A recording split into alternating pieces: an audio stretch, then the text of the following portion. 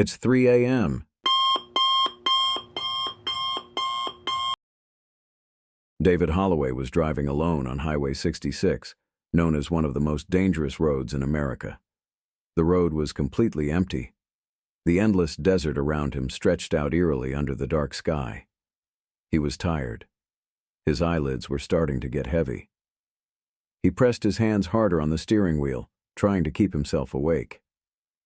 There was an uneasiness inside him that he couldn't describe. He glanced briefly in his rearview mirror, and there he saw a pair of headlights. A vehicle was following him. He hadn't seen anyone in hours, but there was something strange about those headlights. They were too high up. Probably a truck. The truck was approaching fast. David changed lanes slightly, but the truck did the same. A fear began to build inside him. This road was completely empty. Why was this truck after him? Then came the first impact. Bam! A hard blow hit his rear. He gripped the steering wheel tightly to keep from losing control. His heart was racing. The truck hit him again. Bam! David's eyes widened. Fuck, he shouted, increasing his speed. 90 miles per hour, 100 miles per hour. But the truck was still after him. And then it came to him. David turned his head slowly. The driver's seat of the truck was empty. But what was more terrifying was that someone was sitting in the back seat, a white-faced figure with pitch-black eye sockets. David swerved in panic and skidded into the desert sands. The car rolled over several times. The windows exploded. Finally, it came to a stop overturned, and David passed out. When he opened his eyes, everything was dark. His head was spinning. He was stuck upside down.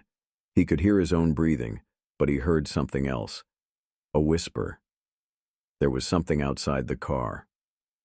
With shaking hands, David unbuckled his seatbelt and dropped to the ground. He looked out the window. There was someone standing there. Someone with pitch-black eye sockets. And then he put his hands on the glass. David screamed and pulled back.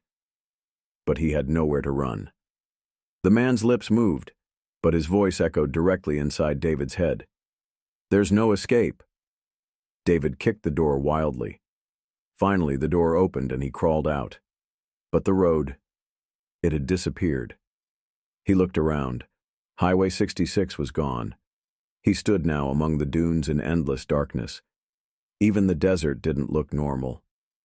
The sky had turned pitch black. There was no moon.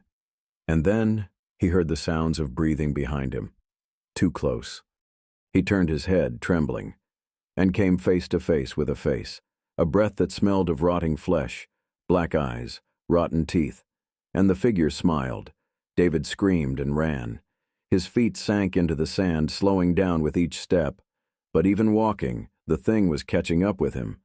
The voice he heard behind him was like the whisper of death. You can't run. David fell. He sank into the sand. His breath was cut off. He struggled. But the more he moved, the deeper he sank. And then he was plunged into darkness. When David opened his eyes, he realized he was inside his car. But something was strange. He held the steering wheel. The engine was running. The radio was playing distorted music. And the time was 3:27. It was back to square one. David looked in the rearview mirror in panic, and there he saw a pair of headlights. Again, bam! The truck slammed into his back again. David screamed. But this time, he saw himself in the driver's seat. David was now part of the curse, and the truck continued on its way for another victim. In the morning, a car was found abandoned on the side of the road. There was no one inside, but on the dashboard, written in dried blood, was a message. Those who enter Highway 66 never can return. And in the distance, another lonely driver was driving along the same road.